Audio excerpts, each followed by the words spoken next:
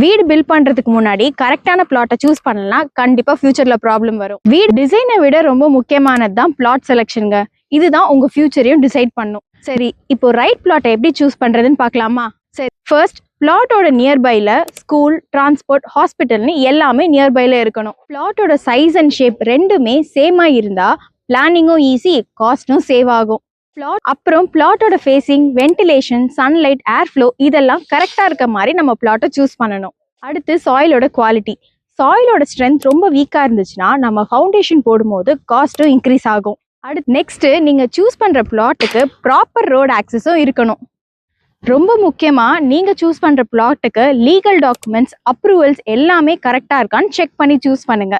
அப்புறமா EB connections, water connections இதெல்லாம் கரெக்டா இருக்கான்னு செக் பண்ணிக்கோங்க.